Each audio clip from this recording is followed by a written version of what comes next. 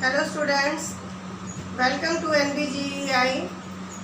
पहले के वीडियो में मैंने आपको लेसन 2 भूमि और मिट्टी इसके बारे में पढ़ाया था और क्वेश्चन आंसर भी मैंने भेजे हैं, तो आप कॉपी पर लिख लेंगे।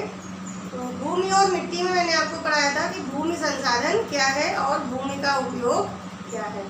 तो भूमि संसाधन हमारा जो प्राकृतिक रूप में हमें मिला है उपहार के रूप में, तो ये भूमि संसाधन है। और जो भूमि का उपयोग है वो मैंने आपको बताया था, विश्व स्तर पर भी बताया कि कितने प्रतिशत कौन सी भूमि किस क्षेत्र के लिए प्रयोग की जाती है। और भारत स्तर पर भी मैंने आपको बताया था कि कितने प्रतिशत कौन सी भूमि किस क्षेत्र के लिए प्रयोग की जाती है, कितनी भूमि किस क्षेत्र में प्रयोग होती है। तो इसके आगे भी अब आपको बताते हैं मिट्टी हमारी जो कैसे बनती है, यानी जो चीज़ें हम जैसे फल है, सब्जियां हैं, अनाज है, तो ये सब चीज़ें जो हम उगाते हैं यानी ये प्राप्त करते हैं, तो ये कहाँ से आती है? मिट्टी से, जो कृषि करके निकाली जाती है यानी उपज होती है फसलों की। तो वो मिट्टी हमारी जो आई है वो कहाँ से बनती है, तो आइए देखते हैं।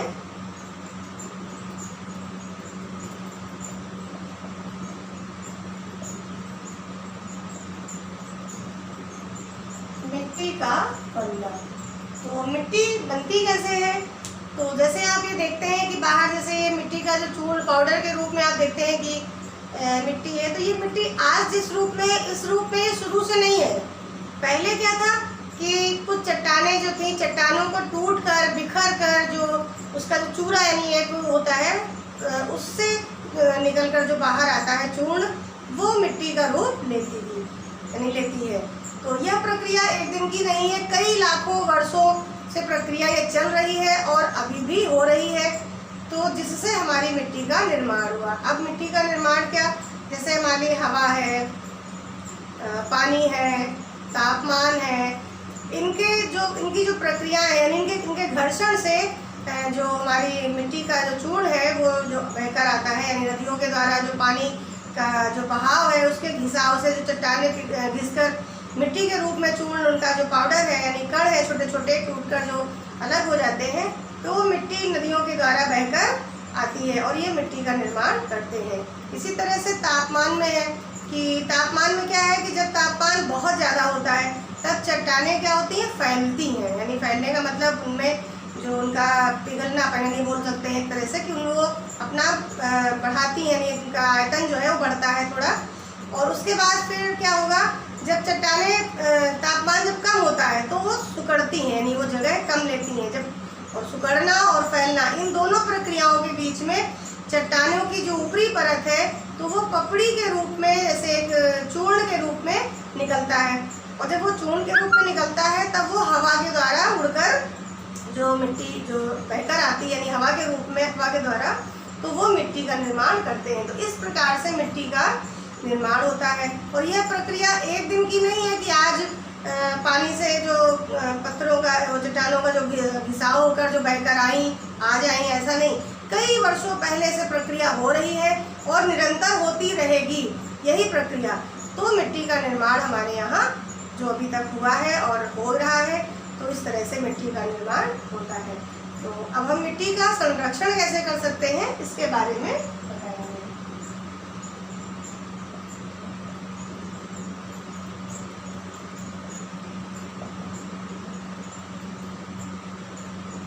मिट्टी का संरक्षण। अब मिट्टी का संरक्षण क्या है? मिट्टी का बचाव, यानी हम मिट्टी को कैसे बचा सकते हैं। तो मिट्टी का बचाव, जैसे कि हमें पेड़ पौधे लगाने चाहिए और जो हमें वन है वो काटने नहीं देना चाहिए। तो इस तरह से हम मिट्टी का बचाव कर सकते हैं। तो उसके अंतर्गत हमारा पहला आता है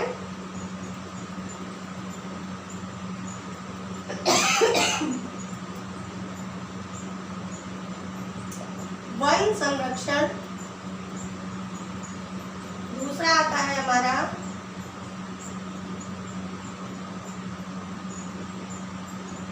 वृक्षारोपण, तीसरा आता है हमारा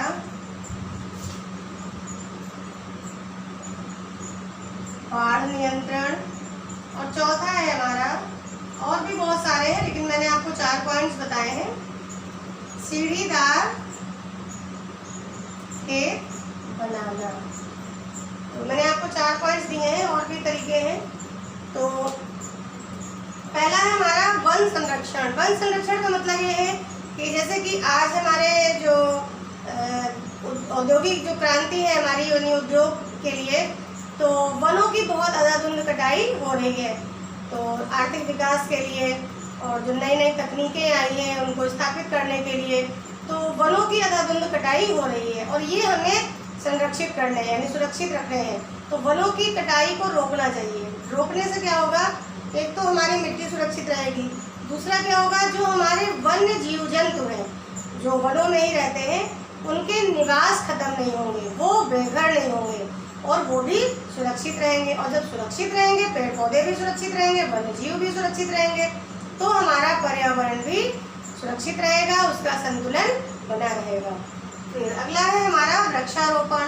तो वृक्षारोपण क्या है कि जैसे कि मैंने आपको बताया कि वन को काटने नहीं देना है, तो ये तो वृक्ष लगे हैं, इनको काटने नहीं देना है। वृक्षारोपण क्या है, हमें वृक्ष लगाने हैं, यानी कुछ क्षेत्र ऐसे होते हैं जिनमें वृक्ष नहीं है, उन क्षेत्रों की मिट्टी को बचाने के लिए हमें वृक्ष लगाने चाहिए, ताकि वो मिट्टी हमारी प्रयोग में आ सके। क्यों?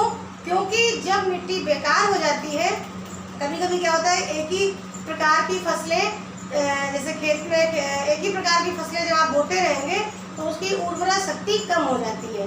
तो फसलों को अलग अलग जो है बदल कर उसमें लगाना चाहिए, ताकि उसकी उर्वरा शक्ति बनी रहे। तो पेड़ पौधे यानी जैसे हमें लगाने हैं, तो पेड़ पौधे लगाने से भी हमारी मिट्टी की उर्वरा शक्ति बनी रहती। क्यों? क्योंकि जब इसकी पेड़ पौधों की पत्तियां झड़ती हैं, टहनियाँ टूट कर गिरती हैं, और सड़े गले जो खाने हैं हमारे, हमने जो खाना, जो हमने अनाज है, फल सब्जियां, छिलके, इनके जो हमने फेंका, तो इनकी सड़न से जब मिट्टी में, यानी ये पेड़ पत्तों की टहनियाँ हैं, पत्तियां हैं, और भी जो चीज़ें हैं साथ में, जब ये मिट्टी से मिल जाती है सड़ने के बाद, तब मिट्टी की उर्वरा शक्ति और भी बढ़ जाती है, यानी मिट्टी मजबूत हो जाती है। फिर अगला है हमारा बाढ़ नियंत्रण। अब बाढ़ नियंत्रण क्या है कि जिन क्षेत्रों में पेड़ नहीं है, तो ऊपर हमारा जो कड़ी बनी हुई है कि वनों को कटने नहीं देना और वृक्षारोपण करना। फिर बाढ़ नियंत्रण। बाढ़ नियंत्रण मतलब हमें बाढ़ को कैसे रोकना। तो बाढ़ को हम जिस क्षेत्र में पेड़ पौधे नहीं होते, वहाँ क्या होता है कि जब पेड़ पौधे नहीं है, तो जब बाढ़ का पानी आता है तो मिट्टी का कटाव आसानी से हो जाता है, क्योंकि